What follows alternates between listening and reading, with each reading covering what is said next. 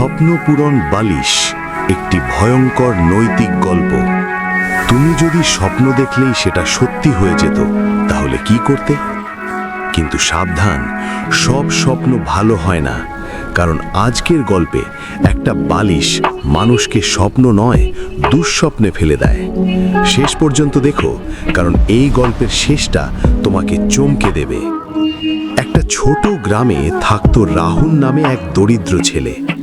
তার জীবনে একটাই স্বপ্ন, একদিন অনেক বড় লোক হবে। কিন্তু যতই চেষ্টা করুক কিছুতেই তার ভাগ্য বদলাচ্ছিল না। একদিন রাতে সে খুব হতাশ হয়ে গ্রামের পাশের পুরনো বটগাছের নিচে বসে কাঁদছিল। হঠাৎ একটা ঠান্ডা হাওয়া বইল, আর অন্ধকার থেকে একটা রহস্যময় বুড়ো লোক বেরিয়ে এলো। বুড়ো লোকটি বলল, তুই কি তোর স্বপ্ন সত্যি করতে চাস? তামিম অবাক হয়ে বলল, হ্যাঁ, আমি যে কোনো কিছু করতে রাজি। বুড়ো লোকটি তাকে একটা পুরনো বালিশ দিল আর বলল, এই বালিশে মাথা রেখে যা স্বপ্ন দেখবি তা সত্যি হয়ে যাবে। কিন্তু সাবধান, অতিরিক্ত লোভ তোর সর্বনাশ করবে। তামিম কিছু না ভেবেই বালিশটা নিয়ে বাড়ি ফিরে গেল। প্রথম রাত সে বালিশে মাথা রাখল আর ভাবল, আমি যদি অনেক টাকা পেতাম। সকালে উঠে দেখে তার ঘর ভর্তি টাকা। তামিম আনন্দে পাগল হয়ে গেল।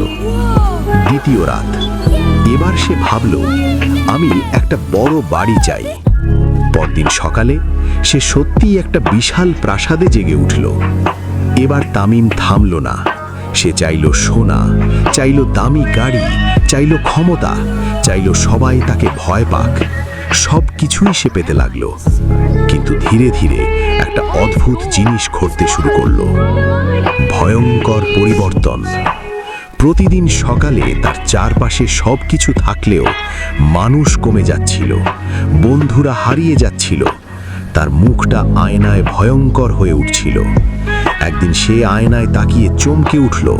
হা! তার চোখ লাল, মুখ কালো, দাঁত ধারালো।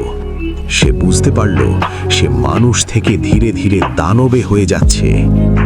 ভয় পেয়ে সে শেষবার বালিশে মাথা রাখল আর বলল, আমি আগের মতো সাধারণ মানুষ হতে চাই। কিন্তু এবার কিছুই হলো না। হঠাৎ সেই বুড়ো লোকের ভয়ঙ্কর হাসি শোনা গেল।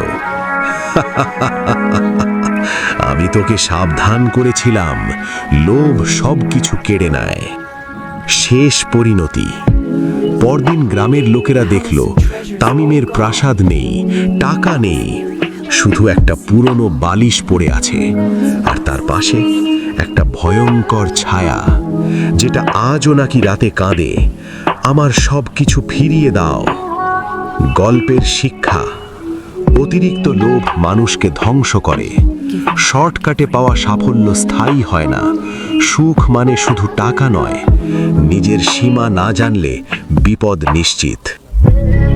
ভিডিওটি দেখে তোমরা কি কি শিখলে বন্ধুরা? অবশ্যই কমেন্টে জানাও। তোমাদের মতামত আমার জন্য খুবই গুরুত্বপূর্ণ।